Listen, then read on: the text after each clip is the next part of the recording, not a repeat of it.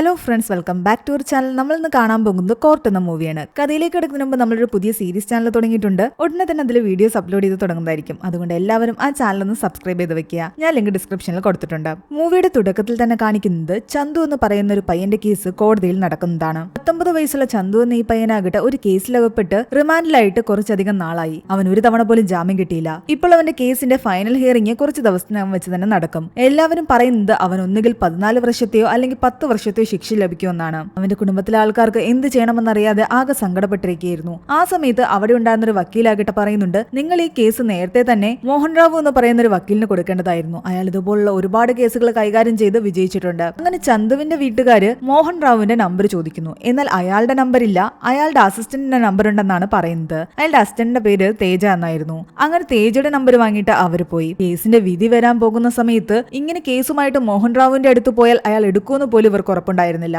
ഇനി കാണിക്കുന്നത് മോഹൻ റാവുവിന്റെ ആ ഒരു ഓഫീസാണ്. അവിടെ നമ്മുടെ നായകനായ തേജ ഇരിപ്പുണ്ടായിരുന്നു. അവൻ കുറച്ചു കാലമായിട്ട് മോഹൻ റാവുവിന്റെ അസിസ്റ്റന്റ് ആയിട്ട് വർക്ക് ചെയ്യുകയാണ്. എന്നാൽ അയാൾ ഇന്നേ വരെ അവൻ ഒരു കേസ് ഒറ്റയ്ക്ക് വാദിക്കാൻ കൊടുത്തിട്ടില്ല. അതിന്റെ ഒരു സങ്കടം അവനുണ്ട്. അവൻ തന്റെ കൂടെ ജോലി ചെയ്യുന്ന ക്ലർക്കായ ലാഹരിയോട് ഇടയ്ക്കിടയ്ക്ക് അതിനെപ്പറ്റി പറയുകയും ചെയ്യും. അതിനിടയ്ക്ക് ചന്തുവിന്റെ വീട്ടുകാർ അവനെ വിളിക്കുന്നുണ്ട്. കേസിന്റെ കാര്യം സംസാരിക്കാനാണെങ്കിൽ പിറ്റേന്ന് വന്നാൽ മതി എന്ന് അവൻ അവരോട് പറയുന്നുണ്ട്. സാർ അപ്പോഴായിരിക്കും ഫ്രീ ആയിട്ടിരിക്കുക. മോഹൻ റാവുവിന്റെ ഒരു കേസ് ആകട്ടെ അവിടെ കോടതിയിൽ നടക്കുന്നുണ്ടായിരുന്നു. എന്നാൽ തേജ പുറത്തു നിന്നുകൊണ്ട് മോഹൻ റാവു എന്തായിരിക്കും അവിടെ വാദിക്കാൻ പോകുന്നതെന്ന് തന്റെ കൂട്ടുകാരനോട് പറയുന്നു. ഹൈവേയിൽ വെച്ചിട്ട് വൃദ്ധനായ ഒരു മനുഷ്യൻ ലോറി ഇടിച്ചു മരിച്ചു. ആ വൃദ്ധന്റെ വീട്ടുകാരാണ് കേസ് കൊടുത്തിരിക്കുന്നത്. എന്നാൽ മോഹൻ റാവു വാദിക്കുന്നത് എങ്ങനെയായിരുന്നു? അയാൾ റോഡ് മുറിച്ചു കിടക്കുന്നിടത്ത് സീബ്ര ലൈൻസ് ഉണ്ടായിരുന്നില്ല. അവിടെ ഒരു സൈൻ ബോർഡ്സും ഉണ്ടായിരുന്നില്ല. മാത്രമല്ല ലോറിയിൽ നല്ല ഭാരമുണ്ടായിരുന്നു. അതുകൊണ്ട് ലോറി ആകട്ടെ അമിത സ്പീഡിലുമായിരുന്നില്ല.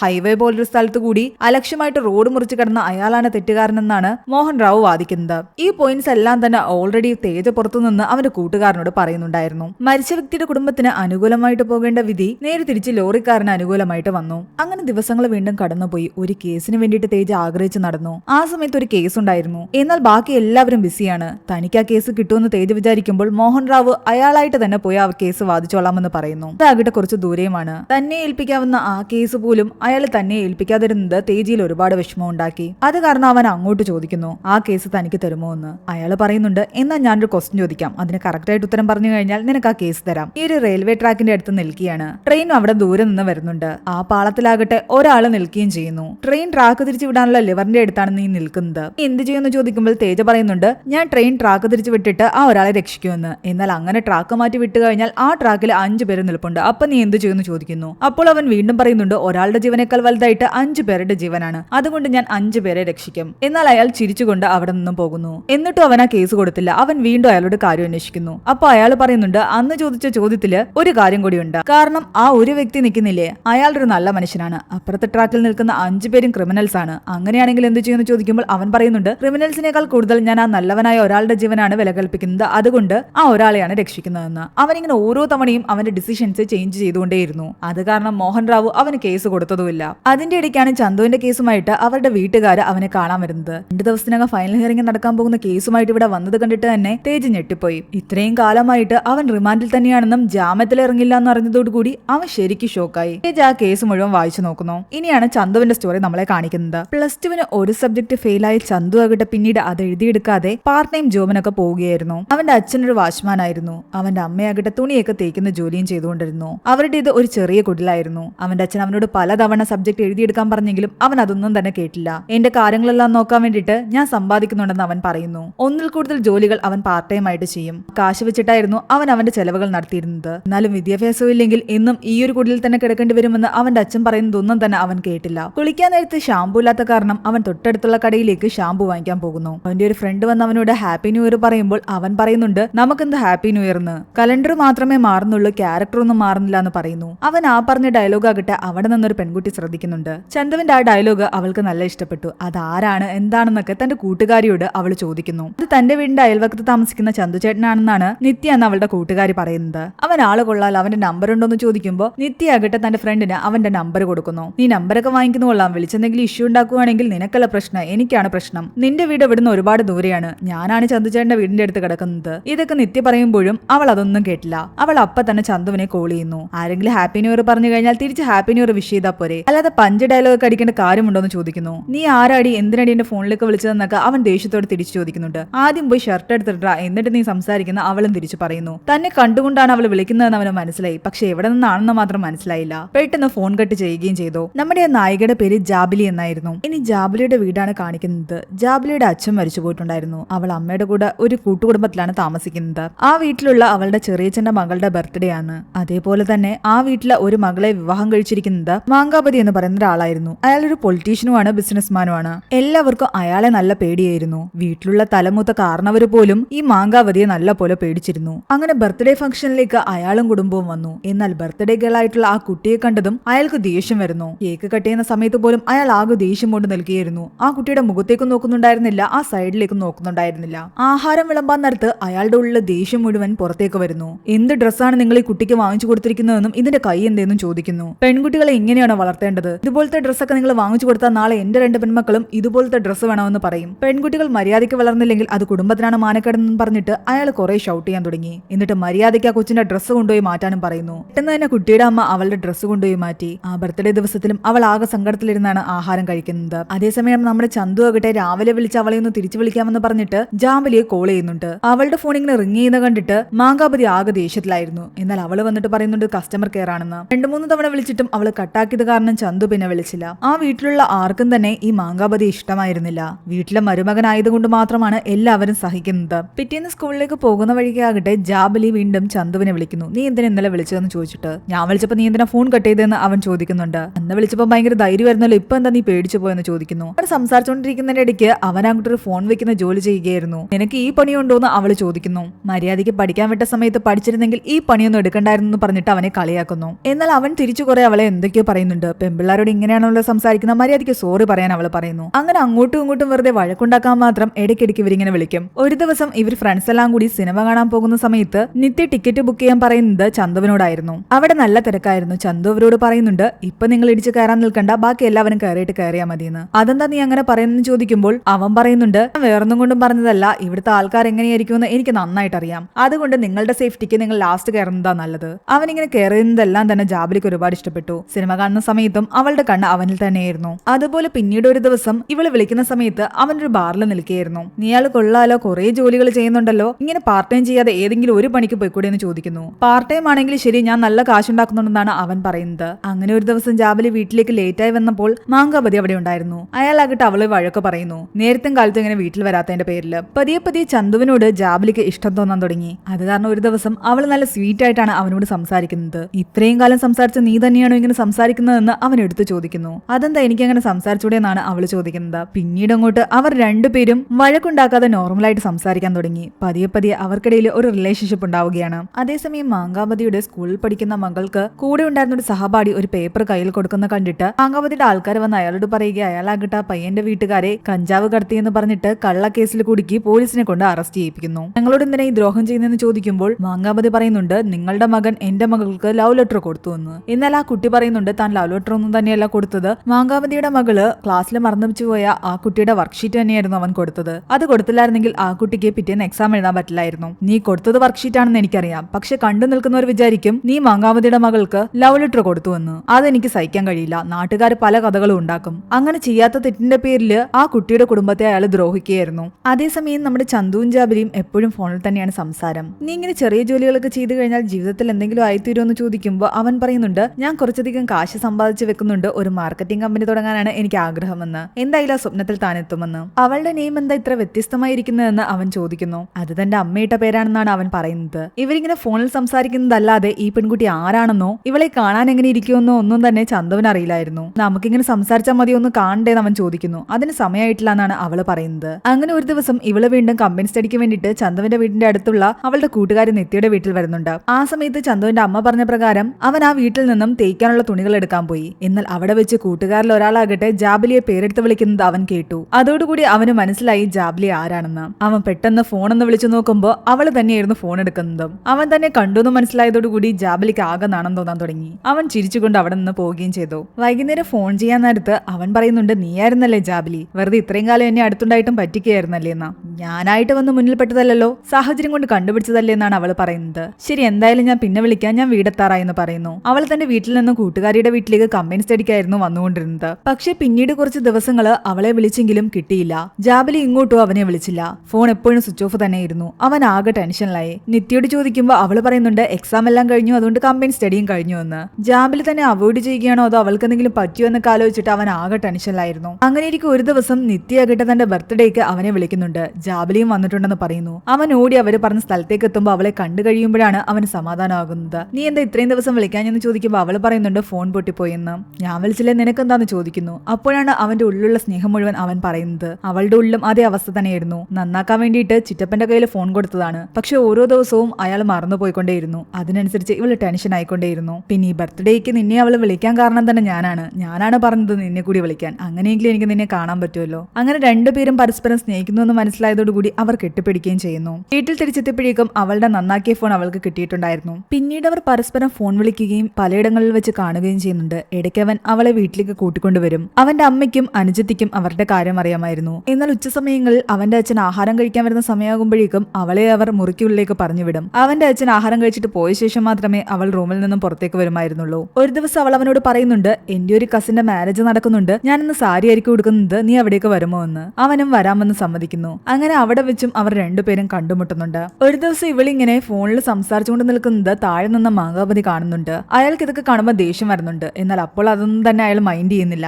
അങ്ങനെ ഈ കാര്യങ്ങളെല്ലാം വായിച്ചു കഴിഞ്ഞിട്ട് തേജയാകട്ടെ ആ കേസുമായിട്ട് മോഹൻ റാവുവിന്റെ അടുത്തെത്തുന്നു. ഇതിന്റെ ഫൈനൽ ഹിയറിംഗ് ആണ് ഉടനെന്ന് പറഞ്ഞപ്പോൾ അയാൾ ഒന്ന് ഞെട്ടി. എന്തായാലും തൽക്കാലം ഞാൻ ഇന്ന് രാത്രി കേസ് ഒന്ന് പഠിക്കട്ടെ, നാളെ അവരോട് വരാൻ പറയാൻ അയാൾ പറയുന്നു. അങ്ങനെ തേജ പോയി ചന്തുവിന്റെ വീട്ടുകാരോട് പറയുന്നുണ്ട് നിങ്ങൾ നാളെ വൈകുന്നേരം വരാൻ. സാർ എന്തായാലും രാത്രിയിൽ കേസ് പഠിച്ചിട്ടേ നിങ്ങളോട് സംസാരിക്കൂ. പക്ഷേ പിറ്റേന്ന് അവർ വന്നെങ്കിലും മോഹൻ റാവു അവിടെ ഉണ്ടായിരുന്നില്ല. അയാൾ മറ്റു കേസുകളുടെ തിരക്കുമായിട്ട് ആകെ ബിസിയായിരുന്നു. അയാളെ വിളിച്ചിട്ടും കിട്ടുന്നുണ്ടായിരുന്നില്ല. അവരാകെ ടെൻഷനിലായിരുന്നു. തേജ അവരോട് ചോദിക്കുന്നുണ്ട് ശരിക്കും യഥാർത്ഥത്തിൽ ചന്തുവിന് എന്താണ് സംഭവിച്ചതെന്ന്. അങ്ങനെ അവർ ബാക്കി കഥ പറയുന്നു. അതുപോലെ തന്റെ കോച്ചിങ് ക്ലാസ് കഴിഞ്ഞിട്ട് അന്ന് ജാബലിയാകട്ടെ ഇവന്റെ വീട്ടിലേക്ക് വരാനിരിക്കുകയായിരുന്നു. അവൾ ഫോൺ വിളിക്കുകയും ചെയ്തു. ഞാൻ പോവുകയാണ്, ജാബലി വീട്ടിൽ വന്നിട്ടുണ്ടെന്ന്. എന്നാൽ അവന്റെ ഒരു കൂട്ടുകാരനാകട്ടെ അവനെ കളിയാക്കുന്നു. വീട്ടിൽ ആരുമില്ലാത്ത സമയത്ത് നിങ്ങൾ രണ്ടുപേരും എന്താ പരിപാടി എന്ന് ചോദിക്കുന്നു. നീ ആവശ്യമില്ലാത്തൊന്നും ചിന്തിച്ചു കൂട്ടണ്ട, ഞാൻ അത്രക്കാരനല്ല എന്ന് അവൻ പറയുന്നു. എന്തായാലും പോകുന്ന വഴിക്ക് എന്നെ അവിടെ ഇറക്കിയേക്കാൻ പറഞ്ഞിട്ട് അവന്റെ കൂട്ടുകാരനും ബൈക്കിൽ കയറുന്നു. എന്നിട്ടൊരു മെഡിക്കൽ സ്റ്റോർ കണ്ടപ്പോൾ അവന്റെ കൂട്ടുകാരനാകട്ടെ വണ്ടി ഇവിടെ നിർത്തുന്നു പറഞ്ഞിട്ട് മെഡിക്കൽ സ്റ്റോറിലേക്ക് കയറി. അത് കഴിഞ്ഞ് വീണ്ടും വണ്ടി എടുത്ത് പോകാൻ നേരത്ത് ഇവരെ ഫോളോ ചെയ്ത് മറ്റൊരാൾ പോകുന്നുണ്ടായിരുന്നു. അത് നമ്മുടെ മാങ്കാപതിയുടെ ആളായിരുന്നു.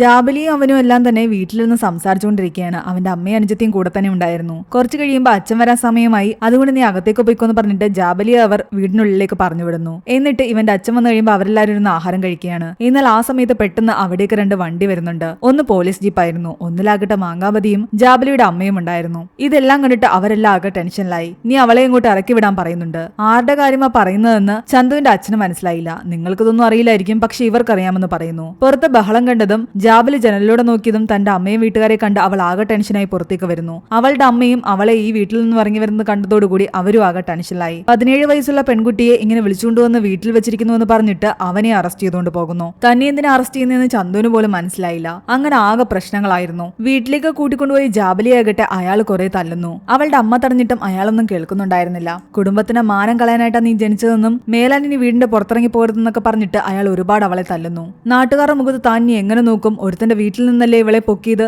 എന്നൊക്കെ പറഞ്ഞിട്ട് അയാൾ മോശമായിട്ട് ഓരോന്ന് പറയുന്നു. എന്നിട്ട് പോലീസുകാരോട് വിളിച്ച് പറയുന്നുണ്ട് ചന്തുവിനെതിരെ കേസെടുക്കാൻ. പക്ഷേ തന്റെ മകളെ പോലീസ് സ്റ്റേഷനിലേക്കും കോടതിയിലേക്കും താൻ കയറ്റില്ല എന്ന് ജാബലിയുടെ അമ്മ പറയുന്നുണ്ട്. അവൾ ഈ കേസിന്റെ പേരിൽ എങ്ങോട്ടും വരില്ല, പയ്യനൊന്ന് പേടിപ്പിച്ച് വിട്ടാൽ മതി, കേസിന്റെ ആവശ്യമില്ലെന്ന് അവർ പറയുന്നുണ്ട്. എന്നാൽ മാങ്കാപതി കേൾക്കുന്നില്ല. വീട്ടിലെ കാരണവരും പറയുന്നുണ്ട് ജാബലിക്ക് പ്രശ്നമുണ്ടാക്കാത്ത രീതിയിൽ മാത്രം കൈകാര്യം ചെയ്താൽ മതിയെന്ന്. അവർക്കാർക്കും കേസിന് വഴക്കിന് പോകാൻ താല്പര്യം ഉണ്ടായിരുന്നില്ല. എന്നാൽ മാങ്കാപതി ആകട്ടെ ചന്തുവിനെ വെറുതെ വിടാൻ ഉദ്ദേശിച്ചിട്ടുണ്ടായിരുന്നില്ല. അയാൾ വക്കീലായ ദാമുവിനെ അവിടേക്ക് വിളിക്കുന്നു. എന്നിട്ട് ചന്തുവിന്റെ മേൽ ചാർത്തേണ്ട കുറ്റങ്ങളെല്ലാം തന്നെ ഒരു പേപ്പറിൽ എഴുതി പോലീസുകാരന് കൊടുക്കുന്നു. മൈനർ ഗേളിനെ സെക്ഷൽ ഹരാസ് ചെയ്തു, ബ്ലാക്ക് മെയിൽ ചെയ്തു, തട്ടിക്കൊണ്ടുപോകാൻ ശ്രമിച്ചു. അങ്ങനെ പല സെക്ഷൻ ചേർത്തിട്ട് അവസാനം പോക്സോ കൂടി ചേർത്തിട്ടാണ് അവനെ അകത്താക്കിയിരിക്കുന്നത്. ഇതിൽ പോക്സോ ഒക്കെ ചേർക്കേണ്ട കാര്യമുണ്ടോന്ന് പോലീസുകാർ ചോദിക്കുമ്പോൾ താൻ പറയുന്ന പണി എടുത്താൽ മതി എന്ന് പറയുന്നു. ആ പോലീസുകാരെയും മാങ്കാപതി വിലക്കെടുക്കുന്നു. തന്റെ മേൽ ചുമത്തപ്പെട്ട കുറ്റം കേട്ട് ചന്തു ആകെ തകർന്നു നിൽക്കുകയായിരുന്നു. കേസ് ഇത്രയൊക്കെ ഉണ്ടെങ്കിലും ഒരിക്കലും ജാബലി കോടതിയിലേക്കോ പോലീസ് സ്റ്റേഷനിലേക്കോ വരില്ല എന്ന് വക്കീല് പറയുന്നു. കുട്ടി വന്ന് പറയാതെ എങ്ങനെ കേസ് മുന്നോട്ട് പോകുമെന്ന് ചോദിക്കുമ്പോൾ അതൊക്കെ താൻ നോക്കിക്കൊള്ളാമെന്നാണ് വക്കീല് പറയുന്നത്. ചന്തുവിന്റെ വീട്ടുകാർ പുറത്തു തന്നെ ഉണ്ടായിരുന്നു. അവരെ അകത്തേക്ക് കയറ്റുന്നുണ്ടായിരുന്നില്ല. ഇതുപോലുള്ള കേസുകളിൽ സാധാരണ ഒരു ദിവസം പോലീസ് സ്റ്റേഷനിൽ അവനെ നിർത്തിയിട്ട് പിറ്റേന്ന് പുറത്തിറക്കേണ്ടതാണ്. അതുകൊണ്ട് നിങ്ങൾ ടെൻഷൻ അടിക്കേണ്ടെന്ന് ഒരു കോൺസ്റ്റബിൾ വന്ന് പറയുന്നു. എന്നാൽ ഇതിന്റെ പിന്നിൽ നടക്കുന്ന ചതികളൊന്നും തന്നെ ചന്തുവിന്റെ വീട്ടുകാർ അറിഞ്ഞില്ല. ഞങ്ങൾ തയ്യാറാക്കിയ പരാതിയിൽ ഒപ്പിടാൻ ജാബലിയുടെ അമ്മയോട് ദാമു എന്ന വക്കീല് പറയുന്നുണ്ട്. എന്നാൽ ഈ കേസൊക്കെ വേണോ എന്ന് അവിടുത്തെ കാരണവർ വീണ്ടും ചോദിക്കുന്നുണ്ടെങ്കിലും മാങ്കാപതി ആകെ ദേഷ്യത്തിലായിരുന്നു. വേറെ നിവൃത്തിയില്ലാതെ അവരുടെ നിർബന്ധപ്രകാരം അവരതിൽ ഒപ്പിട്ട് കൊടുക്കുന്നു. ജാബലി ഒരിക്കലും കോടതിയിലേക്ക് വരേണ്ട കാര്യമില്ലെന്ന് പറഞ്ഞതുകൊണ്ട് മാത്രമാണ് അവർ ഒപ്പിട്ട് കൊടുത്തത്. എന്നാൽ അന്ന് രാത്രി ചന്തുവിനെ പോലീസുകാരെല്ലാം ചേർന്ന് ചേർന്ന് ഒരുപാട് അടിക്കുന്നു. അതിനുശേഷം അവനെ മജിസ്ട്രേറ്റിന്റെ അടുത്തേക്ക് കൊണ്ടുപോവുകയും പിന്നീട് അവിടെ നിന്ന് റിമാൻഡിലാക്കുകയും ചെയ്യുന്നു. അവൻ തിരിച്ചു വന്നിട്ടില്ല എന്ന് മനസ്സിലായതോടുകൂടി അവന്റെ വീട്ടുകാർ ആകെ തകർന്ന അവസ്ഥയിലായിരുന്നു. ഇനിയിപ്പോ ഒരു വക്കീലിനെ കണ്ട് ജാമ്യം എടുത്തെങ്കിലേ പറ്റൂ. അതിനു വേണ്ടിയിട്ട് അവരൊരു വക്കീലിനെ അന്വേഷിച്ചു പോകുന്നു. പോക്സോ കേസ് കണ്ടപ്പോൾ ആ വക്കീൽ ഞെട്ടി. എന്നാലും കുഴപ്പമില്ല, നമുക്ക് ജാമ്യത്തിന് നോക്കാമെന്ന് പറഞ്ഞിട്ട് ആ വക്കീലാകട്ടെ അവരുടെ കയ്യിൽ നിന്ന് നല്ലൊരു തുക ഫീസായിട്ട് വാങ്ങിക്കുകയും ചെയ്യുന്നു. എന്നാൽ ആ വക്കീലിനെ ആകട്ടെ ദാമു എന്ന വക്കീലും മാങ്കാപതിയും ചേർന്ന് കാണുന്നുണ്ട്. ഈ കേസ് നിങ്ങൾ എടുക്കേണ്ട കാര്യമില്ല,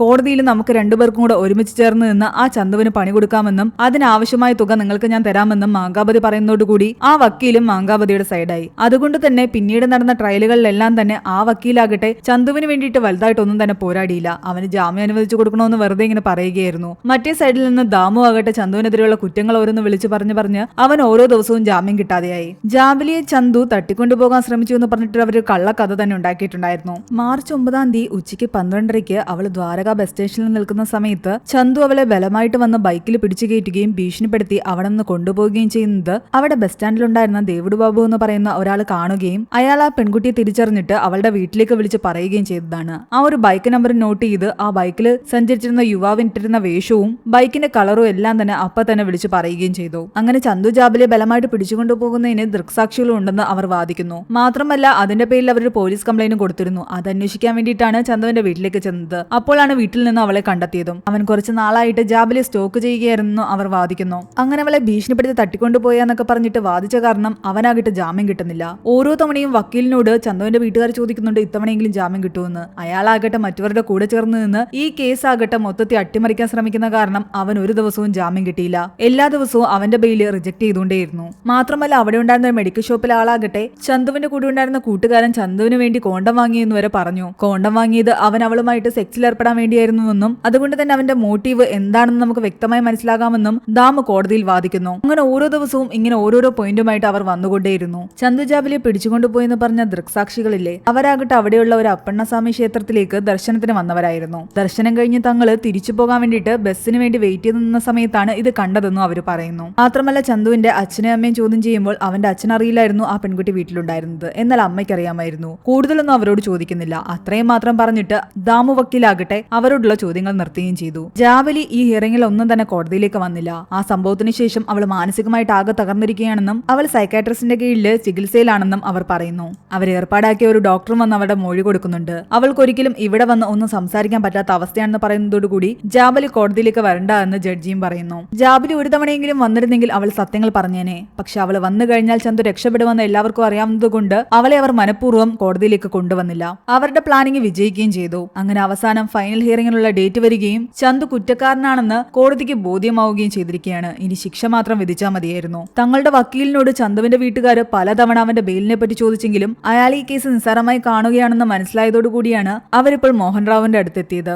എല്ലാം കേട്ട തേജിക്ക് ചന്തുവിന്റെ കാര്യം ആലോചിച്ചിട്ട് കഷ്ടം തോന്നി. അവൻ പെട്ടെന്ന് തന്നെ മോഹൻ റാവുവിനെ വീണ്ടും വിളിക്കുന്നു. അയാൾ പറയുന്നുണ്ട് താൻ കുറച്ച് തിരക്കിലായിപ്പോയി, ഒരു കാര്യം ചെയ്യ്, രാവിലെ അവരോട് വരാൻ പറയാൻ, ഏർലി മോർണിംഗ് നമുക്ക് അതിനെപ്പറ്റി സംസാരിക്കാമെന്ന്. അങ്ങനെ അന്നത്തെ ദിവസവും അവരവിടെ നിന്നും പോയി. പക്ഷേ പിറ്റേന്ന് ആ കേസുമായിട്ട് തേജയാകട്ടെ അയാളുടെ അടുത്ത് ചെന്നപ്പോൾ അയാൾ പറയുന്നുണ്ട് ഈ കേസ് നമ്മൾ എടുക്കുന്നില്ല എന്ന്, കാരണം ഇത് ജയിക്കാൻ ഒരു ചാൻസും ഇല്ലാന്ന്. ഇത് കേട്ട് തേജ ആകെ തകർന്നുപോയി. മോഹൻ റാവു ആകട്ടെ മറ്റൊരു കേസുമായിട്ട് ബന്ധപ്പെട്ട് പുറത്തു പോവുകയും ചെയ്യുകയായിരുന്നു. ആ സമയത്ത് തേജയുടെ ഒരു കൂട്ടുകാരൻ അവന്റെ അടുത്ത് വന്ന് പറയുന്നുണ്ട് തന്റെ വക്കീൽ തനിക്ക് കേസ് തന്നുവെന്ന്. അവൻ അവന്റെ ആദ്യത്തെ കേസ് വാദിക്കാൻ പോവുകയാണ്. തേജ തന്നെ പറ്റി ആലോചിക്കുന്നു. മോഹൻ റാവു ഒരു കേസ് പോലും തനിക്ക് തന്നിട്ടില്ല. അയാൾ മനഃപൂർവ്വമാണ് ഓരോ ചോദ്യങ്ങൾ ചോദിച്ചെന്നെ കുഴപ്പിക്കുന്നത്. അയാൾക്ക് എനിക്ക് കേസ് തരാൻ ഒരു താല്പര്യമില്ല. അതേസമയം ചന്തുവിന്റെ ഫാമിലി അവിടേക്ക് വരുന്നു. മോഹൻ റാവു അറിയാതെ ചന്തുവിന്റെ കേസ് താൻ ഏറ്റെടുത്താലോ എന്ന് തേജയ്ക്ക് തോന്നുന്നു. അതുകൊണ്ട് തന്നെ അവൻ ചന്തുവിന്റെ വീട്ടുകാരോട് പറയുന്നുണ്ട് സാർ ഈ കേസ് എന്നെയാണ് ഏൽപ്പിച്ചിരിക്കുന്നത്, ഞാനാണ് ഇനി മുതൽ ഈ കേസ് നോക്കുന്നതെന്ന്. അത് കേട്ട് അവര് സന്തോഷത്തോടെ പോയി. ലാഹരി ചോദിക്കുന്നുണ്ട് ഇതൊക്കെ പ്രശ്നമാകില്ലേ എന്ന്. അതൊന്നും ഒരു പ്രശ്നമാകില്ല, സാറിന്റെ അസിസ്റ്റന്റ് ആയിട്ട് നിന്ന് തന്നെയാണ് ഞാൻ ഈ കേസ് വാദിക്കുന്നതെന്ന് അവൻ പറയുന്നു. അങ്ങനെ അവൻ അതിനു വേണ്ടിയിട്ടുള്ള കാര്യങ്ങളും ചെയ്യുന്നുണ്ട്. അങ്ങനെ കേസിന്റെ ഫൈനൽ ഹിയറിംഗ് വിളിക്കുന്നതിന്റെ അന്ന് അവൻ പെട്ടെന്ന് കോടതിയുടെ മുന്നിലേക്ക് വരികയും ഈ കേസിന്റെ റീട്രയൽ നടത്തണമെന്നുള്ള അപേക്ഷ കൊടുക്കുകയും ചെയ്യുന്നുണ്ട്.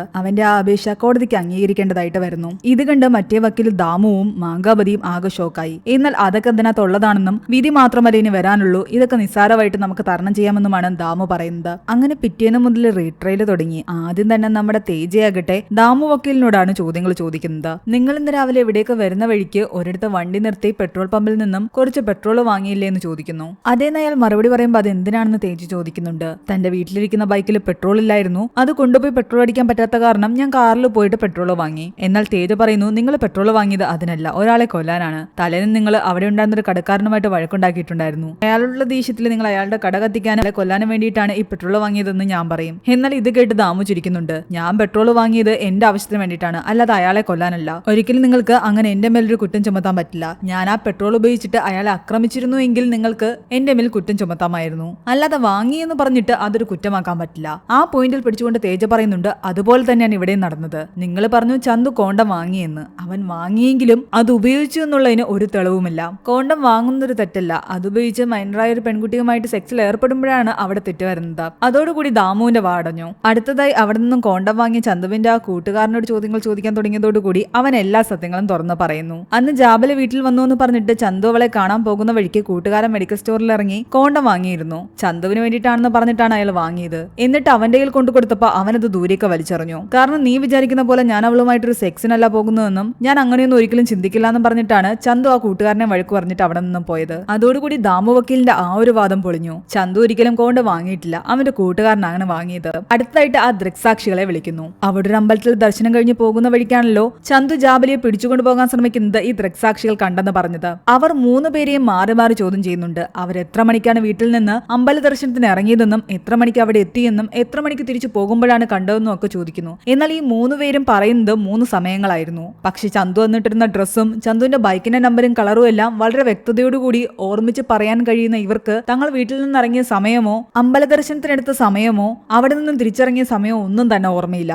ആകെ ഓർമ്മയുള്ളത് ആദ്യമായിട്ട് കാണുന്ന ചന്തുവിന്റെ ആ ഒരു ഡ്രസ്സും ബൈക്കും മാത്രം. അതിൽ നിന്ന് തന്നെ അവർ കള്ളസാക്ഷികളാണെന്ന് ഇവർക്ക് മനസ്സിലായി. കാരണം 3 പേരും ഒരുമിച്ചാണ് യാത്രയ്ക്ക് പുറപ്പെട്ടത്. പക്ഷേ 3 പേരും പറയുന്ന മൊഴികൾ തമ്മിൽ വൈരുദ്ധ്യമുണ്ടായിരുന്നു. അങ്ങനെ ദാമു വക്കീലിന്റെ ആ ഒരു വാദവും പൊളിഞ്ഞു. അവർ ശരിക്കും അവിടെ വെച്ച് അന്ന് അവളെ കണ്ടിട്ടില്ല. അത് ഉറപ്പിക്കാൻ വേണ്ടിയിട്ട് ജാബലിയുടെ കൂട്ടുകാരി നിത്യയെ തേജ കണ്ടിരുന്നു. നിത്യയ്ക്ക് കോടതിയിൽ വരാൻ താല്പര്യമില്ലാത്ത കാരണം തന്റെ മൊഴി അവള് വീഡിയോ രൂപത്തിലാണ് കൊടുത്തത്. കാരണം പതിവ് പോലെ തന്നെ കോച്ചിങ് ക്ലാസ്സിന് പോയ ശേഷം ഞങ്ങൾ 2 പേരുമാണ് തിരിച്ച് ഒരുമിച്ച് വന്നതെന്നും അവൾ ചന്തുചേട്ടന്റെ വീട്ടിലേക്ക് കയറിപ്പോയ ശേഷം ഞാൻ തന്റെ വീട്ടിലേക്ക് പോയെന്നുമാണ് നിത്യ പറയുന്നത്. ചന്തുവളെ കടത്തിക്കൊണ്ടു പോകാൻ ശ്രമിച്ചു എന്ന് പറഞ്ഞ ആ ഒരു സ്ഥലത്തേക്ക് ജാബലി പോയിട്ടുണ്ടായിരുന്നില്ല.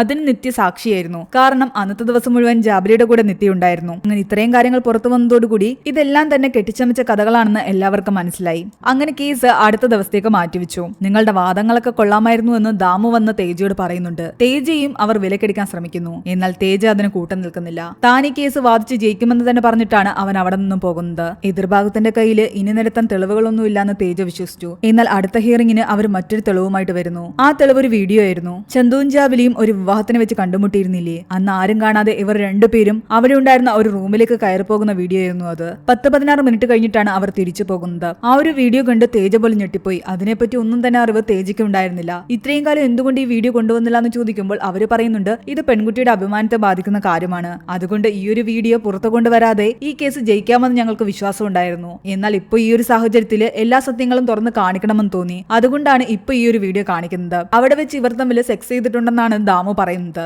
ഒരു പെൺകുട്ടിയും ആൺകുട്ടിയും 10-16 മിനിറ്റ് ഇങ്ങനെ ആരും കാണാതെ ഒരു റൂമിലേക്ക് പോകുന്നത് ഇതിനാണ്. അന്ന് ആ മുറിയിൽ വെച്ചിട്ട് നടന്ന കാര്യങ്ങൾ വെച്ചിട്ട് അവൻ ജാബിലെ ഭീഷണിപ്പെടുത്തിക്കൊണ്ടിരിക്കുകയായിരുന്നു. അതിന്റെ പേരിലാണ് അവളെ ഭീഷണിപ്പെടുത്തി ബൈക്കിൽ കയറ്റിക്കൊണ്ടു പോയതും. ആ കുട്ടി പേടിച്ചിട്ട് എന്ത് ചെയ്യണമെന്ന് അറിയാതിരിക്കുകയായിരുന്നു. അങ്ങനെ കഥകൾ മറ്റൊരു രീതിയിൽ വളച്ചൊടിക്കാൻ തുടങ്ങി. ആ വീഡിയോ കണ്ടത് മുതൽ തേജ ആകെ ദേഷ്യത്തിലായിരുന്നു. കാരണം ഇങ്ങനെ ഒരു കാര്യം ചന്തു അവനോട് പറഞ്ഞിട്ടുണ്ടായിരുന്നില്ല. കേസ് കംപ്ലീറ്റ് അവന്റെ കയ്യിൽ നിന്ന് പോകുമെന്ന് മനസ്സിലായി. തേജയ്ക്കാകട്ടെ ചന്തുവിനോടും വീട്ടുകാരോടും ആകെ ദേഷ്യമായി. ഞാൻ ഇനി ഈ കേസിൽ നിൽക്കുന്നില്ല എന്നും മറ്റുള്ളവർ പറയുന്നതൊക്കെ സത്യമാണെന്ന് തനിക്ക് തോന്നുന്നുവെന്നും തേജ പറയുന്നു. കാരണം അന്ന് ആ റൂമിൽ എന്താ നടന്നിരിക്കുന്നതെന്ന് ആർക്കും അറിയില്ല. ചിലപ്പോൾ അവർ പറഞ്ഞ പോലെ ചന്തു ആകട്ടെ ആ പെൺകുട്ടിയെ സെക്ഷലി ഹരാസ് ചെയ്തിരിക്കാം. അതുകൊണ്ട് ഞാൻ ഈ കേസിൽ നിന്ന് പിന്മാറുകയാണെന്ന് പറഞ്ഞിട്ട് അവൻ അവിടെ നിന്നും പോയി. മോഹൻ റാവുവിന്റെ അടുത്തേക്ക് അവന് തിരിച്ചു പോകാൻ തോന്നിയില്ല. അവൻ നേരെ അവന്റെ വീട്ടിലേക്കാണ് പോകുന്നത്. കുറച്ച് ദിവസത്തേക്ക് അവൻ ലീവ് എടുത്തു. കാരണം മോഹൻ റാവു ഈ കേസ് തോക്കുമെന്ന് പറഞ്ഞിട്ടും അവൻ അതൊന്നും വകവയ്ക്കാതെയാണല്ലോ ഈ കേസ് ഏറ്റെടുക്കാൻ തയ്യാറായത്. അതിന്റെ ഒരു വിഷമം അവനുണ്ടായിരുന്നു. അത് കാരണം അയാളെ ഫേസ് ചെയ്യാനും അവന് തോന്നിയില്ല. അതേസമയം കോടതിയിൽ വെച്ചൊരു പോലീസുകാരനാകട്ടെ മാങ്കാവതിയോട് വന്ന് ചോദിക്കുന്നുണ്ട്, ഈ വീഡിയോ എന്തുകൊണ്ടാണ് നിങ്ങൾ നേരത്തെ കാണിക്കാതിരുന്നതെന്ന്. അപ്പോഴൊരു ഫ്ലാഷ് ബാക്ക് കാണിക്കുന്നത്. ഈ വീഡിയോയിൽ നിന്നായിരുന്നു എല്ലാ പ്രശ്നത്തിന്റെയും തുടക്കം. അന്ന് ആ കല്യാണത്തിന്റെ ഇടയ്ക്ക് ആരുടെ മാല കാണാതായെന്ന് പറഞ്ഞിട്ട് അവിടുത്തെ CCTV എല്ലാം തന്നെ ഒരാൾ ചെക്ക് ചെയ്തിട്ടുണ്ടായിരുന്നു. അതിന്റെ ഇടയ്ക്കാണ് ഇവർ 2 പേരും ആ റൂമിലേക്ക് കയറി പോകുന്നത് അയാൾ കാണുന്നത്. അയാൾ അപ്പൊ തന്നെ മാങ്കാവതിയോട് വന്ന് ഇത് പറയുകയും ചെയ്തു. അങ്ങനെ മാങ്കാവതി അപ്പൊ തന്നെ പോലീസിനെ വിളിക്കുകയും വീട്ടിൽ വന്നിട്ട് ജാബലിയുടെ അമ്മയും അവിടുത്തെ കാരണവരെ എല്ലാം തന്നെ കൂട്ടിക്കൊണ്ട് ചന്തുവിന്റെ വീടിന്റെ അടുത്തേക്ക് പോവുകയും ചെയ്തു. ചന്തുവിനെ ഫോളോ ചെയ്യാനും അയാൾ ആൾക്കാരെ ഏർപ്പാടാക്കിയിട്ടുണ്ടായിരുന്നു. ചന്തുവിന്റെ വീടിന്റെ മുന്നിൽ എത്തിയ ശേഷമാണ് ആ വീഡിയോ ആകട്ടെ ജാബലിയുടെ അമ്മയും അവിടുത്തെ കാരണവരെയും അയാൾ കാണിക്കുന്നത്. ഇത് കണ്ട് ജാബലിയുടെ അമ്മ പോലും ഞെട്ടിപ്പോയി. പിന്നീടാണ് പോലീസിനെ കൊണ്ട് അവർ അകത്തേക്ക് ചെല്ലുന്നതും ആ പ്രശ്നങ്ങളെല്ലാം അവിടെ ഉണ്ടാകുന്നതും. ആ വീഡിയോയിൽ നിന്നായിരുന്നു ഇവരുടെ ബന്ധം തന്നെ ഇയാൾ കണ്ടെത്തിയത്. എന്നാൽ അന്ന് തന്നെ ആ വീഡിയോ പുറത്തു കൊണ്ടുവരരുതെന്ന് ജാബലിയുടെ അമ്മ ഇയാളോട് റിക്വസ്റ്റ് ചെയ്തിട്ടുണ്ടായിരുന്നു. പക്ഷെ ഇപ്പൊ അയാളെ കേസ് ജയിക്കാൻ തെളിയിക്കാൻ വേണ്ടിയിട്ട് ആ വീഡിയോ പുറത്തു കൊണ്ടുവന്നിരിക്കുന്നു. അതിനെപ്പറ്റി അവർ സംസാരിക്കുമ്പോൾ ഇയാളാകട്ടെ അവരോട് ചൂടാവുകയാണ് ചെയ്യുന്നത്. എന്തൊക്കെ വന്നാലും ശരി, ഞാൻ ഈ കേസ് ജയിക്കുമെന്ന് തന്നെയാണ് അയാൾ പറയുന്നത്. അതേസമയം കേസ് ഒത്തുതീർപ്പാക്കാൻ വേണ്ടിയിട്ട് ചന്തുവിന്റെ വീട്ടുകാരാകട്ടെ ഇവരുടെ വീട്ടിൽ വന്ന് സംസാരിക്കുന്നുണ്ട്. ജാബിലിയുടെ അമ്മയ്ക്ക് ഈ കേസുമായിട്ട് മുന്നോട്ട് പോകാൻ താല്പര്യമില്ല. എന്നാൽ ഇതറിഞ്ഞ മാങ്കാപതിയാകട്ടെ അവിടെ വന്ന് ഒരുപാട് പ്രശ്നം ഉണ്ടാക്കുന്നു. ഇവർ രണ്ടുപേരും അയാളുടെ കാല് പിടിച്ച് പറഞ്ഞിട്ടും അയാൾ കേൾക്കുന്നുണ്ടായിരുന്നില്ല. നിന്റെയൊക്കെ സ്റ്റാറ്റസിന് എന്റെ വീട്ടിൽ വരാൻ പോലും നിങ്ങൾക്ക് യോഗ്യതയില്ല എന്ന് പറഞ്ഞിട്ട് അയാൾ അപമാനിക്കുന്നു. കേസ് തേജ വിട്ടതോടുകൂടി ചന്തുവിന്റെ വീട്ടുകാരും ആകെ സങ്കടത്തിലായിരുന്നു. ഇവിടെ ജാബിലിയോടും വീട്ടിൽ ആരും തന്നെ ഒന്നും മിണ്ടുന്നില്ല. ആ സംഭവത്തെ പറ്റിയോ വീഡിയോയെ പറ്റിയോ ഒന്നും തന്നെ അവളോട് ആരും ചോദിച്ചിട്ടുമില്ല. ചന്തുവിന്റെ സഹോദരിയെ പോലും ഈ കേസിന്റെ പേരും പറഞ്ഞിട്ട് അവളുടെ സ്കൂളിലെ ആൺകുട്ടികൾ ടോർച്ചർ ചെയ്യുന്നുണ്ട്. അങ്ങനെ ഇരിക്കും ഒരു ദിവസം മോഹൻ റാവു ആകട്ടെ തേജ ഈ കേസിന്റെ പേരിൽ അപ്പയർ ചെയ്ത കാര്യങ്ങളും അവിടെ നടന്ന സംഭവങ്ങളും എല്ലാം തന്നെ അറിയുന്നു. ഇവിടെയുള്ളൊരു വക്കീലായിരുന്നു അയാളോട് ഇതെല്ലാം തന്നെ വിളിച്ചു പറഞ്ഞത്. ബാക്കിയുള്ള കാര്യങ്ങൾ അയാൾ ലാഹരിയിൽ നിന്ന് അറിയുന്നു. ഇത്രയൊക്കെ ആയ സ്ഥിതിക്ക് അയാൾ വന്ന് ചന്തുവിനെ കാണുകയാണ്. ഞാൻ ഇത്രയും കാലം നിനക്ക് കേസ് തരാതിരുന്നതിന്റെ കാരണം എന്താണെന്ന് നിനക്കറിയാമോ എന്ന് അയാൾ ചോദിക്കുന്നു. അന്ന് ഞാൻ നിന്നോട് ആ ക്വസ്റ്റ്യൻ ചോദിക്കുന്ന സമയത്ത് നീ ഓരോ തവണയും മാറ്റി മാറ്റി പറഞ്ഞുകൊണ്ടേയിരിക്കുമായിരുന്നു. അപ്പോഴത്തെ ഇമോഷൻസിന്റെ ബേസിലാണ് നീ ഓരോ തീരുമാനങ്ങളും എടുത്തുകൊണ്ടിരുന്നത്. തുടക്കത്തിൽ ഞാൻ ഒരു കേസ് വാദിച്ച സമയത്ത് ഞാൻ എന്താ വാദിക്കാൻ പോകുന്നതെന്ന് നീ ഓൾറെഡി തന്നെ നിന്റെ കൂട്ടുകാരനോട് പറഞ്ഞ വിവരങ്ങളെല്ലാം ഞാൻ അറിഞ്ഞു. അതറിഞ്ഞപ്പോൾ എനിക്ക് ഒരുപാട് സന്തോഷവും തോന്നി. അന്നാ ലോറിയുടെ മുന്നിൽ പെട്ടുപോയ ആൾക്ക് നീതി വാങ്ങിക്കൊടുക്കാത്തതിന്റെ പേരിൽ പലരും എന്നെ പഴിചാരിയായിരുന്നു. പക്ഷെ ആ ആൾ ആ സമയത്ത് ആ ഹൈവേയിൽ എന്തിനു വന്നു എന്ന് ആരും ചോദിച്ചില്ല. അയാൾ ശരിക്കും ആ ലോറിയുടെ മുന്നിൽ വന്ന് ആത്മഹത്യ ചെയ്യുകയായിരുന്നു. അതുപോലെ തന്നെ ഞാൻ നിന്നോട് ചോദിച്ച ചോദ്യത്തിന് എനിക്ക് ഉത്തരമായിരുന്നില്ല വേണ്ടിയിരുന്നത്. നീ ഒരു തവണ പോലും എന്നോട് ചോദിച്ചില്ല ആ 5 പേരോ അല്ലെങ്കിൽ ആ ഒരാളോ എന്തിനാണ് ആ റെയിൽവേ ട്രാക്കിൽ വന്നതെന്ന്. നീ തിരിച്ച് അങ്ങനെ ഒരു ചോദ്യം ചോദിച്ചിരുന്നെങ്കിൽ ഞാൻ നിനക്ക് കേസ് അപ്പൊ തന്നെ തന്നേനെ. ഉത്തരത്തിന് വേണ്ടിയായിരുന്നില്ല, ഒരു ചോദ്യത്തിന് വേണ്ടിയായിരുന്നു ഞാൻ കാത്തിരുന്നത്. അതുകൊണ്ട് നീ ഒരിക്കലും അപ്പൊ തോന്നുന്ന ഇമോഷൻസിന്റെ പേരിലോ ദേഷ്യത്തിന്റെ പേരിലോ ഡിസിഷൻസ് എടുക്കാൻ പാടില്ല എന്ന് അയാൾ പറയുന്നു. ഇങ്ങനെ വീട്ടിലിരിക്കാതെ തിരിച്ച് ജോലിക്ക് പ്രവേശിക്കാനും പറയുന്നു. അയാൾ കൊടുത്ത ആ ഒരു ധൈര്യം കൊണ്ടാവണം അവൻ വീണ്ടും ചന്തുവിന്റെ കേസിലേക്ക് തന്നെ തിരിച്ചു പോകാൻ തീരുമാനിച്ചു. ഏജയിന് തിരിച്ചു വരില്ല എന്നുള്ള സന്തോഷത്തിലിരിക്കുകയായിരുന്നു ദാമു വക്കീലും മാങ്കാപതിയും. എന്നാൽ അവന്റെ തിരിച്ചുവരവ് അവരെ ഞെട്ടിച്ചു. അങ്ങനെ വാദം തുടങ്ങിയപ്പോൾ തേജ പോലീസുകാരനോട് ചോദിക്കുന്നുണ്ട് എന്തിന്റെ പേരിലാണ് നിങ്ങൾ പോക്സോ കേസ് എടുത്തതെന്ന്. ആ പെൺകുട്ടി ഒരു മൈനർ ആയിരുന്നു. അവൾക്ക് ആ സമയത്ത് 17 വയസ്സ് കഴിഞ്ഞിട്ട് 8 മാസം മാത്രമേ ആയിട്ടുണ്ടായിരുന്നുള്ളൂ. അങ്ങനെ മൈനറായിട്ടുള്ള പെൺകുട്ടിയെ റേപ്പ് ചെയ്ത് കഴിഞ്ഞാൽ പിന്നെ സ്വാഭാവികമായിട്ടും പോക്സോ കേസ് എടുക്കും. എന്നാൽ അവിടെ സെക്സ് നടന്നിട്ടുണ്ടോ എന്ന് നിങ്ങൾ എങ്ങനെയാണ് ഉറപ്പിച്ചതെന്ന് പോലീസുകാരനോട് തേജ ചോദിക്കുന്നു. അതിന് ആ വീഡിയോ ഫുട്ടേജ് കണ്ടാൽ പോരെന്നാണ് അയാൾ പറയുന്നത്. എന്നാൽ തേജ പറയുന്നുണ്ട് ആ വീഡിയോയിൽ അവർ രണ്ടുപേരും റൂമിലേക്ക് കയറി പോകുന്നത് മാത്രമേ ഉള്ളൂ. ആ 10-15 മിനിറ്റ് അവരവിടെ എന്താ ചെയ്തതെന്ന് അതിലില്ല. അതാരും കണ്ടിട്ടുമില്ല. എന്തിന്റെ പേരിലാണ് ഇവർ സെക്സ് ചെയ്തു എന്ന് പറയുന്നത്. എന്നാൽ മറ്റുള്ളവർ വാദിക്കുന്നത് അങ്ങനെ ഒരു പെൺകുട്ടിയും പയ്യനും ചേർന്നിട്ട് 10-15 മിനിറ്റ് ഒറ്റയ്ക്ക് ആ റൂമിലേക്ക് പോകണമെങ്കിൽ അത് സെക്സിന് വേണ്ടി തന്നെ ആയിരിക്കുമെന്ന്. അങ്ങനെ സംശയത്തിന്റെ അടിസ്ഥാനത്തിൽ ഒരിക്കലും കേസ് എടുക്കാൻ പറ്റില്ല എന്ന് തേജ വാദിക്കുന്നു. അതുപോലെ ജാബിലിയുടെ അമ്മയോടും തേജ ചോദിക്കുന്നുണ്ട് ആ സംഭവത്തിന് ശേഷം നിങ്ങൾ മകളോട് സംസാരിച്ചിരുന്നുവെന്ന്. എന്നാൽ അവരാകട്ടെ ജാബിലിയോട് അവിടെ എന്താണ് നടന്നതെന്നും ആ റൂമിൽ അവർ എന്തെടുക്കുകയായിരുന്നു എന്നും ഒന്നും തന്നെ ചോദിച്ചില്ല. ആ സംഭവത്തെ പറ്റി ആരും തന്നെ ജാബിലിയോട് സംസാരിച്ചിട്ടില്ല. ജാബിലിക്ക് പറയാനുള്ളത് ആരും തന്നെ കേട്ടിട്ടുമുണ്ടായിരുന്നില്ല. തേജയ്ക്ക് ഇത് കേട്ട് വളരെയധികം ഷോക്കായി പോയി. കാരണം ആ അമ്മ സ്വന്തം മകളോട് ഇതിനെപ്പറ്റി ഒന്നും സംസാരിക്കുക പോലും ചെയ്തില്ല. ഇനി ജാബിലിയോട് ചോദിച്ചെങ്കിലേ കാര്യങ്ങൾ അറിയാൻ പറ്റൂ. എന്നാൽ എതിർഭാഗം പറയുന്നുണ്ട് അവൾ ഇപ്പോഴും മൊഴിയെടുക്കാൻ പറ്റിയ ഒരു മെന്റൽ സ്റ്റേറ്റിലല്ല എന്ന്. ശരി, ജാബിലി അല്ലാതെ അത് പറയാൻ പറ്റുന്ന ഒരാളേ ഉള്ളൂ, അത് ചന്തുവാണ്. അതുകൊണ്ട് ഇൻ ക്യാമറ പ്രൊസീഡിംഗിലൂടെ ചന്തുവിന് പറയാനുള്ളത് അവർ കേൾക്കുന്നു. ബാക്കി എല്ലാവരും തന്നെ പുറത്താക്കിയിട്ട് ജഡ്ജിയും വക്കീലും ചന്തുവും മാത്രമേ അവിടെ ഉണ്ടായിരുന്നുള്ളൂ. ആ റൂമിൽ നടന്ന കാര്യങ്ങൾ ചന്തു പറയുന്നു. അവൻ പറയുന്നത് എന്താണെന്ന് നമ്മളെ ഇപ്പോൾ കേൾപ്പിക്കുന്നില്ല. അതിനുശേഷം ജാബിലി ചികിത്സിക്കുന്നു എന്ന് പറയുന്ന ഡോക്ടറിനെയാണ് ചോദ്യം ചെയ്യുന്നത്. ജാബിലി അഡ്മിറ്റ് ചെയ്താണോ നിങ്ങൾ ചികിത്സിപ്പിക്കുന്നതെന്ന് ചോദിക്കുമ്പോൾ അയാൾ പറയുന്നുണ്ട് അല്ല, ആഴ്ചയിൽ 3 ദിവസം അവൾ തന്റെ ക്ലിനിക്കിലേക്ക് വരികയാണെന്നും 1-2 മണിക്കൂർ എടുത്തിട്ടാണ് അവളുടെ ചികിത്സ ഞാൻ നടത്തുന്നതെന്നും ആഴ്ച അവളെ ക്ലിനിക്കിലേക്ക് കൂട്ടിക്കൊണ്ടുവരുന്നത് അവളുടെ അമ്മയാണെന്നും അയാൾ പറയുന്നു. എന്നാൽ തേജയാകട്ടെ ഒരു വീഡിയോ ജഡ്ജിയെ കാണിക്കുന്നുണ്ട്. എല്ലാ ആഴ്ചയിലും 2-3 ദിവസം 1-2 മണിക്കൂർ ഇയാളുടെ ക്ലിനിക്കിൽ ജാബിലി അമ്മയും പോകും. ആ ക്ലിനിക്കിലെ തന്നെ അറ്റൻഡറായ വ്യക്തിയെ ഞാൻ ജാബിലിയുടെ ഫോട്ടോ കാണിച്ച് ഈ പെൺകുട്ടി അറിയാമോന്ന് ചോദിച്ചപ്പോൾ അയാൾ അറിയില്ല എന്നാണ് പറഞ്ഞത്. ഇത്രയും സമയം ക്ലിനിക്കിൽ ചെലവഴിക്കുന്ന ആ പെൺകുട്ടിയെ അയാൾ ഒരു തവണയെങ്കിലും കണ്ടിട്ടുണ്ടാകണം. എന്നാൽ അയാൾക്ക് ആ പെൺകുട്ടിയെ കണ്ടു പരിചയമേ ഉണ്ടായിരുന്നില്ല. അതിനർത്ഥം ഈ ഡോക്ടർ പറയുന്നത് കള്ളമാണ്. ഇതോടെ എതിർഭാഗം ആകെ ടെൻഷനിലായി. കാരണം ഈ ഒരു ഡോക്ടറിനെ എല്ലാം തന്നെ അവർ കള്ളസാക്ഷി പറയാൻ കൊണ്ടുവന്നതായിരുന്നു. ഉച്ചയ്ക്ക് ശേഷം ആ അറ്റൻഡറിനെ ഇവിടെ ഹാജരാക്കണമെന്ന് ജഡ്ജി പറയുന്നു. എന്നാൽ ഉച്ചയ്ക്ക് ശേഷം ആ അറ്റൻഡർ വന്നു കഴിഞ്ഞപ്പോൾ അതിനു മുൻപ് തന്നെ കോടതി വളപ്പിൽ വെച്ചിട്ട് എതിർഭാഗം ആ അറ്റൻഡറിനെയും വിലയ്ക്ക് വാങ്ങിയിട്ടുണ്ടായിരുന്നു. അത് കാരണം അയാളാകട്ടെ ജഡ്ജിയോട് പറയുന്നുണ്ട് ഫോട്ടോ കാണിച്ചിട്ട് ഈ പെൺകുട്ടിയെ അറിയാമോ എന്ന് ചോദിച്ച സമയത്ത് തേജ തന്നെ കാണിച്ചത് ജാബിലിയുടെ ഫോട്ടോ ആയിരുന്നില്ല എന്നും മറ്റൊരു പെൺകുട്ടിയുടെ ഫോട്ടോ ആയിരുന്നു എന്നും. ജാബിലിയുടെ ഫോട്ടോ ആദ്യമേ കാണിച്ചിരുന്നെങ്കിൽ താൻ അപ്പൊ തന്നെ പറഞ്ഞേനെ ഈ പെൺകുട്ടി എനിക്ക് അറിയാമായിരുന്നു എന്ന്. കാരണം ആ പെൺകുട്ടിയെ ഞാൻ ക്ലിനിക്കിൽ വെച്ച് ഒരുപാട് തവണ കണ്ടിട്ടുണ്ട്.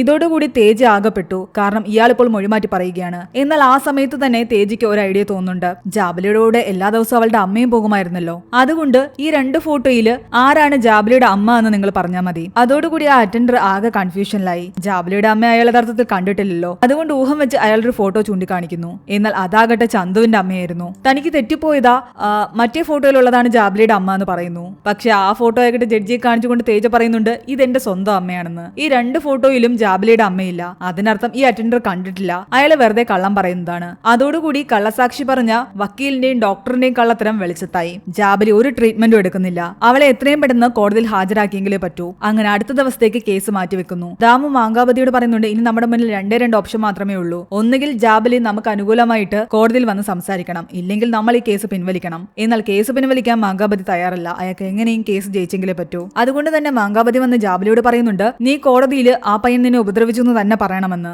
ഇല്ലെങ്കിൽ നമ്മൾ കേസ് തോക്കും. അവളെ അങ്ങനെ ഭീഷണിപ്പെടുത്തിയിട്ട് പോകുന്നു. അങ്ങനെ ജാബലി പിറ്റേന്ന് ഹാജരാകേണ്ട സമയത്ത് ദാമു വക്കീൽ വന്നിട്ട് കോടതിയിൽ പറയുന്നുണ്ട്, ജാബലിയെ കാണാനില്ല എന്നും അവളെ കാണാനില്ല എന്ന പേരിൽ ഒരു മിസ്സിംഗ് കംപ്ലൈന്റ് വന്നിട്ടുണ്ടെന്നും. ഇത് കേട്ട് തേജയെ ഞെട്ടി. പക്ഷെ ഇതെല്ലാം മാങ്കാവതിയുടെ പ്ലാനിംഗ് ആയിരുന്നു. ജഡ്ജി ലീവാണെന്നും ഇന്ന് കേസ് നടക്കുന്നില്ല എന്നും പറഞ്ഞിട്ട് മനഃപൂർവ്വം ജാബലിയെ അമ്മയും അയാൾ കോടതിയിലേക്ക് കൊണ്ടുവന്നില്ല. അങ്ങനെ റിലാക്സ് ആയിട്ട് അവരിരുന്നപ്പോൾ അവരെല്ലാം ഞെട്ടിച്ചുകൊണ്ട് ജാബലി അമ്മയോടൊപ്പം കോടതിയിലേക്ക് വരുന്നു. കാരണം ഇന്ന് കേസ് നടക്കുന്നില്ല എന്ന് മാങ്കാവതി പറഞ്ഞത് അവർക്ക് വിശ്വാസമുണ്ടായിരുന്നില്ല. അതുകൊണ്ട് തന്നെ ജാബലിയുടെ അമ്മയുടെ അച്ഛനാകട്ടെ കോടതിയിലുള്ളൊരു പോലീസുകാരനെ വിളിച്ചു ചോദിക്കുകയും അങ്ങനെ കേസ് നടക്കുന്നുണ്ടെന്ന് പറയുകയും ചെയ്തതോടുകൂടി അവരിവിടേക്ക് വരികയായിരുന്നു. അങ്ങനെ കേസിന്റെ വിചാരണ വീണ്ടും ആരംഭിച്ചു. മാങ്കാവതിയോട് തേജ് ചോദ്യങ്ങൾ ചോദിക്കാൻ തുടങ്ങി. അന്ന് കേസ് കൊടുക്കാൻ പോയ സമയത്ത് ഇയാളാകട്ടെ പോലീസ് സ്റ്റേഷന്റെ അടുത്തുള്ള ATM നിന്നും കുറച്ചധികം കാശ് എടുത്തിട്ടുണ്ടായിരുന്നു. ആ കാശ് അവിടുത്തെ പോലീസുകാർക്ക് കൊടുത്തതായിട്ടും തെളിവുകളുണ്ട്. കേസ് അട്ടിമറിക്കാൻ വേണ്ടിയിട്ടായിരുന്നു ഇയാൾ ആ കാശ് കൊടുത്തതെന്ന് തേജ് അവിടെ തെളിയിക്കുന്നു. അതിനുശേഷം ഇൻ ക്യാമറ പ്രൊസീഡിംഗിലൂടെ ജാബലിയുടെ മൊഴിയാണ് എടുക്കുന്നത്. അന്ന് ആ റൂമിൽ എന്താണ് സംഭവിച്ചതെന്ന് അവൾ പറയുന്നു. ഇനിയാണ് ആ റൂമിൽ നടന്ന കാര്യങ്ങൾ കാണിക്കുന്നത്. അന്ന് കല്യാണത്തിനിടയ്ക്ക് ജാബലിയാണ് ചന്തുവിനെ ആ റൂമിലേക്ക് കൂട്ടിക്കൊണ്ടുപോയത്. എന്തിനാ എന്നെ ഇങ്ങോട്ട് വിളിപ്പിച്ചതെന്ന് ചന്തു ചോദിക്കുമ്പോൾ അവള് പറയുന്നുണ്ട്, താഴെ കല്യാണത്തിന്റെ ഓരോരോ കർമ്മങ്ങൾ നടക്കുന്നില്ലേ, ഭാവിയിൽ നമ്മളും കല്യാണം കഴിക്കേണ്ടവരില്ലേ, നമുക്ക് അതെല്ലാം ഇവിടെ ഇരുന്ന് പ്രാക്ടീസ് ചെയ്യാമെന്ന്. എന്നാൽ അതിനുള്ള സാധനങ്ങളൊന്നും ഇല്ലല്ലോ എന്ന് ചന്തു പറയുമ്പോൾ അവള് പറയുന്നുണ്ട്, ഇമാജിൻ ചെയ്താൽ മതിയെന്ന്. അങ്ങനെ അവർ രണ്ടുപേരും താഴെ നടക്കുന്ന ഓരോ ചടങ്ങിനനുസരിച്ചും അതുപോലെ കല്യാണം കഴിക്കുന്ന പോലെ ആക്ട് ചെയ്യുകയായിരുന്നു. 10-15 മിനിറ്റ് അവർ അതാണ് ചെയ്തുകൊണ്ടിരുന്നത്. അല്ലാതെ ഇവര് പറയുന്നത് പോലെ തെറ്റായിട്ട് അവരൊന്നും തന്നെ ചെയ്തിട്ടുണ്ടായിരുന്നില്ല. ഈ സത്യങ്ങൾ ജാബലി തുറന്നു പറഞ്ഞതോടുകൂടി ചന്തു തെറ്റുകാരനല്ല എന്നുള്ള കാര്യം കോടതിക്ക് ബോധ്യമായി. ഇത്രയും കാലം അവളോട് ഒന്നും സംസാരിക്കാതിരുന്ന അവളുടെ അമ്മയാകട്ടെ ഇവിടേക്ക് വരുന്നതിന് മുമ്പ് അവളോട് എല്ലാ കാര്യങ്ങളും ചോദിച്ചിരുന്നു. അവൾ എല്ലാ സത്യങ്ങളും അമ്മയോടും പറഞ്ഞിരുന്നു. അതുകൊണ്ടാണ് ചന്തുവിനെ രക്ഷിക്കാൻ വേണ്ടിയിട്ട് അവളെ എവിടേക്ക് അവളുടെ അമ്മ കൂട്ടിക്കൊണ്ടു വന്നത്. ഇവർക്കിടയിൽ ഉണ്ടായിരുന്നത് പ്രണയമാണ്, അല്ലാതെ മറ്റുള്ളവർ പറഞ്ഞ പോലെ ഒരു പീഡനമോ ഒരു സെക്ഷൽ ഹറാസ്മെന്റോ ഒന്നും തന്നെ ആയിരുന്നില്ല. താൻ സ്നേഹിച്ച പെൺകുട്ടി ഒരു റൂമിലേക്ക് വിളിച്ചപ്പോൾ അവിടേക്ക് കയറിപ്പോയതാണ് ചന്തു ചെയ്ത തെറ്റ്. ആ ഒരു കാര്യം ഇത്രയും വലിയൊരു കേസിലേക്ക് പോകുമെന്ന് പോലും അവൻ അറിയില്ലായിരുന്നു. സ്കൂളിലും കോളേജിലും എല്ലാം തന്നെ പ്രണയങ്ങൾ പൂവിടാറുണ്ട്. അന്ന് പ്രണയിച്ചവരെ എല്ലാം തന്നെ ഇതുപോലെ പോക്സോ കേസിൽ അറസ്റ്റ് ചെയ്തിരുന്നെങ്കിൽ നമ്മുടെ മുകളിലിരിക്കുന്ന ഒരുപാട് വലിയ നേതാക്കന്മാരൊന്നും തന്നെ ഇന്നുണ്ടാകില്ലായിരുന്നു. അതുകൊണ്ട് ഇതിനൊരു സെക്ഷൽ ഹറാസ്മെന്റോ ഒരു പോക്സോ കേസോ ആയിട്ട് കാണാതെ ഇതിനൊരു പ്രണയമായിട്ട് കണ്ടുകൊണ്ട് തന്നെ ഈ കേസ് തള്ളിക്കളയണമെന്നും തേജ കോടതിയിൽ വാദിക്കുന്നു. മാത്രമല്ല ജാബലിക്ക് ഇപ്പോൾ 17 വയസ്സ് കഴിഞ്ഞ് 11 മാസമായിട്ടുണ്ട്. ഒരു മാസം കൂടി കഴിഞ്ഞാൽ അവൾ പ്രായപൂർത്തിയാകും. 2-3 മാസം മുമ്പ് ചെയ്ത കാര്യം അവൾ ഒരു മാസം കൂടി കഴിഞ്ഞ് ചെയ്തിരുന്നെങ്കിൽ ഈ കേസേ ഉണ്ടാകില്ലായിരുന്നു. 2 മാസം മുമ്പ് ഇല്ലാത്ത മെച്യൂരിറ്റി അവൾക്ക് 2 മാസത്തിന് ശേഷം വരുമെന്ന് പറഞ്ഞു കഴിഞ്ഞാൽ അത് തെറ്റായ ഒരു കാര്യമാണ്. 17 വയസ്സുള്ള ഒരു പെൺകുട്ടി 19 വയസ്സുള്ള ഒരു പയ്യനെയാണ് ഇവിടെ പ്രണയിച്ചിരിക്കുന്നത്. 6 വയസ്സുള്ള ഒരു പെൺകുട്ടിയെ 40 വയസ്സുള്ള ഒരാള് ഇങ്ങനെ സ്നേഹത്തിന്റെ പേരും പറഞ്ഞിട്ട് ഹരാസ് ചെയ്യുകയാണെങ്കിൽ അതിനെ പോക്സോ എന്ന് പറഞ്ഞിട്ട് നമുക്ക് കേസെടുക്കാം. അല്ലാതെ ഇവർ തമ്മിലുള്ള ഈ പ്രണയത്തെ പോക്സോ എന്ന് പറഞ്ഞിട്ട് കേസെടുക്കാൻ പറ്റില്ല എന്നും തേജ പറയുന്നു. അങ്ങനെ കോടതിക്ക് സത്യം മനസ്സിലായി. അവർ ചന്തുവിനെ വെറുതെ വിടുകയാണ്. ചന്തുവിനെതിരെ കേസെടുത്ത ആ പോലീസ് സ്റ്റേഷന്റെ പേരിലും അവർക്ക് കൈക്കൂലി കൊടുത്ത മാങ്കാവതിയുടെ പേരിലും എല്ലാം തന്നെ കേസെടുക്കുന്നു. പുറത്തു വന്ന ചന്തു ആകട്ടെ എല്ലാത്തിനും തേജയോട് നന്ദി പറയുന്നുണ്ട്. ആ സംഭവത്തിന് ശേഷം ചന്തു ആകട്ടെ പാർട്ട് ടൈം ജോബിന് പോകാതെ അച്ഛൻ പറഞ്ഞ പോലെ അവന്റെ പഠനം പൂർത്തിയാക്കാൻ ഇറങ്ങി പുറപ്പെട്ടു. ജാബലിയും അവളുടെ കോച്ചിങ് ക്ലാസ്സിന് വേണ്ടിയിട്ട് പോകാൻ തുടങ്ങി. തേജ മോഹൻ റാവുവിന്റെ അടുത്ത് വന്നിട്ട് പറയുന്നുണ്ട്, സാറിന്റെ അസിസ്റ്റന്റ് ആയിട്ട് നിന്നിട്ട് ഞാൻ ഈ കേസ് ജയിച്ചു എന്ന്. എന്നാൽ അയാൾ പറയുന്നുണ്ട്, എന്റെ അസിസ്റ്റന്റ് ആയിട്ടല്ല, ഒരു വക്കീലായിട്ട് ഇൻഡിപെൻഡന്റ് ആയിട്ട് നിന്നാണ് നീ ഈ കേസ് ജയിച്ചതെന്ന്. തേജയുടെ വിജയത്തിൽ അയാൾ ഒരുപാട് സന്തോഷവാനായിരുന്നു. അങ്ങനെ കുറച്ച് ദിവസങ്ങൾക്ക് ശേഷം റോഡിൽ വെച്ചിട്ട് ചന്തുവും ജാബലിയും പരസ്പരം കണ്ടുമുട്ടുന്നു. അവൾ അവന്റെ അടുത്തേക്ക് ഓടി വന്നിട്ട് പറയുന്നുണ്ട്, ഇന്നെന്റെ ജന്മദിനമാണ്, എനിക്ക് 18 വയസ്സ് പൂർത്തിയായി എന്ന്. അത് കേട്ടതും സന്തോഷത്തോടു കൂടി അവനാകട്ടെ അവളെ കെട്ടിപ്പിടിക്കുന്നു. ഇനി ഒന്നിന്റെ പേരിലും അവരെ തമ്മിൽ അകറ്റാൻ ആർക്കും സാധിക്കുമായിരുന്നില്ല. അവിടെയാണ് ഈ ഒരു മൂവി അവസാനിക്കുന്നത്. നമ്മുടെ സീരീസ് ചാനൽ ഇതുവരെ സബ്സ്ക്രൈബ് ചെയ്യാത്തവർ ഡിസ്ക്രിപ്ഷനിൽ ലിങ്ക് പോയി എന്തായാലും സബ്സ്ക്രൈബ് ചെയ്ത് വെക്കുക. ഉടനെ തന്നെ നമ്മൾ വീഡിയോസ് അപ്ലോഡ് ചെയ്ത് തുടങ്ങുന്നതായിരിക്കും.